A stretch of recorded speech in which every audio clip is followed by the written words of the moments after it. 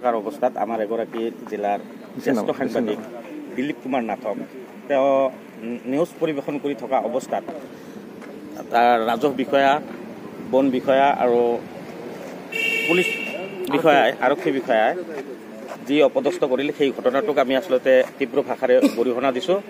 আৰু তাৰে প্ৰতিবাদত আজি গোৱালপাৰা জিলা সাংবাদিক সন্থাৰ সভাকক্ষত এখন প্ৰতিবাদী সভা অনুষ্ঠিত হয়।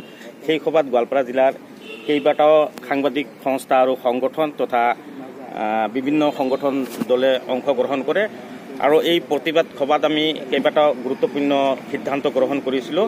তাৰে প্ৰথম প্ৰস্তাৱটো আছিল যে লক্ষীপুৰত উচ্ছেদ অভিযানৰ সময়ত দিলীপ কুমাৰ নাথক যি অপদস্থ কৰিছে সেই ঘটনাটো সামগ্ৰিকভাৱে সমগ্ৰ ঘটনাটোৱে এক ন্যায়িক তদন্ত কৰিব লাগে। 2 নম্বৰ আছিল আমাৰ যে 24 তাৰিখলৈকে যদি জিলা প্ৰশাসনে এই ক্ষেত্ৰত কোনো ব্যৱস্থা গ্ৰহণ নকৰে তেতিয়াহ'লে আমি 25 তাৰিখে আমি এক প্ৰতিবাদী ধৰ্ণা কাৰ্যসূচী গ্ৰহণ কৰিম।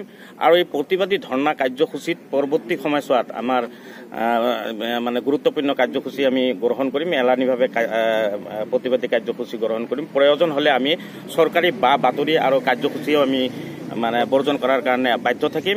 আৰু সামগ্ৰিকভাৱে তাৎক্ষণিকভাৱে আমি জিলা প্ৰশাসনক আমি দাবী জনাইছোঁ যে দিলীপ কুমাৰ নাথৰ ক্ষেত্ৰত যি মানে তেওঁক এৰেষ্ট কৰা বা কিবা ভুৱা গোচৰত এৰেষ্ট কৰা কিবা অত্যাচাৰ আৰম্ভ কৰিছে সেইটো স্থগিত ৰাখিব লাগে।